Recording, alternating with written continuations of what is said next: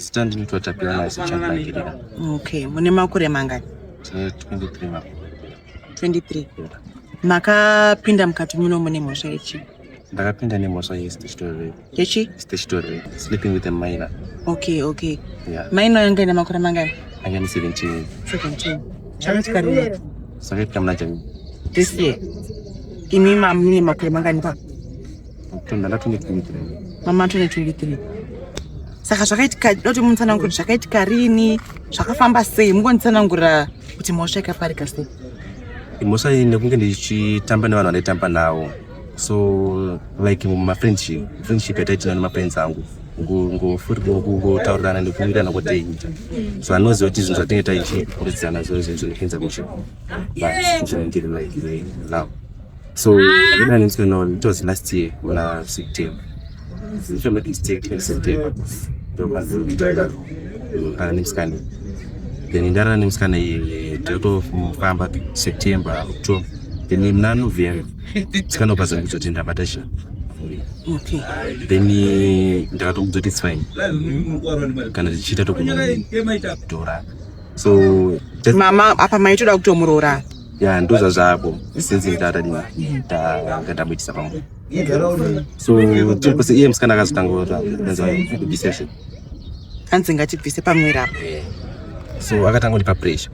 So because of my friends ndaitamba nawo mamwe acho. Semwe kuti ndaitamba nevanhu vanga vari into drugs. Ndichikuita follow up ndichiti mafshamwa rangu but inini manje chinhu chandakazoita ngendakupinzwa mazviri like banje zvikonanisikambwechi kupinzwa mazviri. So ndakatanga kufuririka zvinhu zvandandikuita zvimwe zvinhu zvekutoti even maparents angu zvakatoanetsa kuti why wanoida kuita izvi.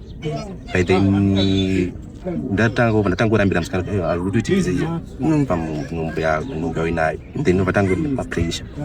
So ndakaraiza mari ndakaraiza because ndaita zvekudriva nekugona mechanics.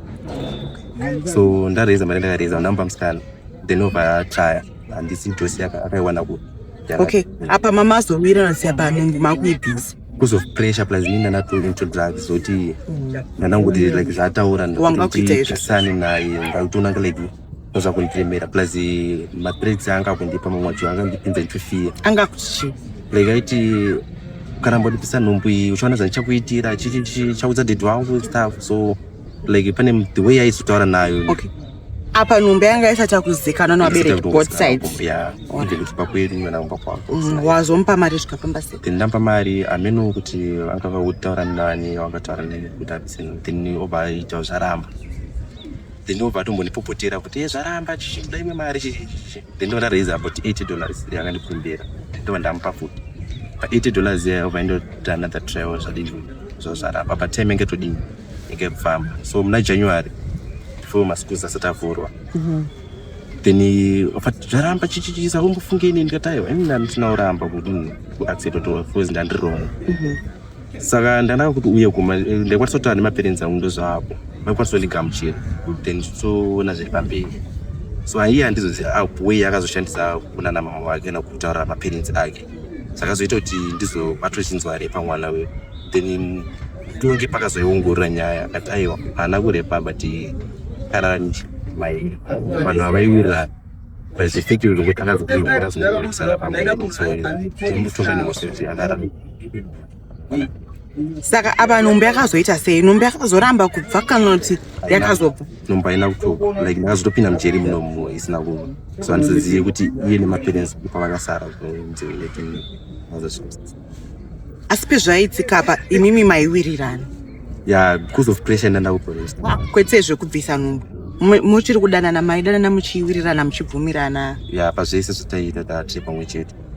Saka akazoenda kunoripota maparents emusikana pakati mwana wedu aripo. Saka makapa mazonzi 5 years. 5 years. Saka makazvitora sei papa pamanzi 5? Sechinhu sandambokusangana nacho muupenyu wangu ndakangozvigamuchira but zvakandirwadza to extend kuti ndakatanga kufunga manembotsiurwa nemaparents angu kana nevamwe vanhu vaimbondoziva way back nevamwe vanga kuti zvawangouri kumashure nezvawakuita hazvisipindirani newe ko wai wakafamba nenzira iyi. So ndakatanga kufunga zvakawanda to extend yekuti but that period ndakawana mukana maybe ndikati ndikutaura zvinhu kana maparents angu ataura zvinhu but kwakaberekiwa vakazvitora sei? ya maparents angu vakazongozvinga michero but especially mama wangu ndakavaronza to a great extent. Asi iye musikana kubva watongwa akambouya here panapa kana ukambopiwa update yemwana utomboziva here kuti chichikuitika? So far ndina kana in update kubva kumusikana kana kueni ane ukama nemusikana ndina update kana iviri kumaparents angu ndina update weziva kuti nhombe yacho yakazombodii kana zvazofamba sei. Asi iwo chishuviro chako ndechei? Ini chishuviro changu ndechekuti kubvisa nhombe ndanga ndisingadi pamberi paMwari. Ndaitongoda kuti sechinhu chatongoitika ndaitongochigamuchira sechinhu chatongoitika then kana kuchengeta mwana tokuona way forward sezvinhu zvazvadii zvangoitika ndenge shuviro yangu because ndaida kuti since mwana iye firstborn yangu azikezo zvinhu zvoitika mberi but ndaimuda mwoyo wangu wese so andizoziva kuti akamubvisa here akafamba sei ipapo handina. So pamhosva iyi makapiwa mutongo wakamira sei? Ndakapiwa 5 years. So dare rakazondipisa 3 months because ndikazouya kuno kuitori ne4 years. Asi muno life iri sei? Life yemuno ndakatongoigamuchira sezvairi. So far ngokuti since ndikuuyawo kuno kumaarts sechinhu chandakanzi unokwanisa here kunge ichiita so ndichingokurawo kutamba nekungoimba nekungoita zvimaarts zvava zviri mandiri but chinhu chandanyatsofarira kuita kunge ndichispecialize nemechanics nezve-emergency rescue management but chinhu chekuti handinazowana nangu opportunity kunge ndichizoita kumechanics workshop kunge ndichizowana futi mukana wekuti kana zve-emergency ndichinge ndachiona mukana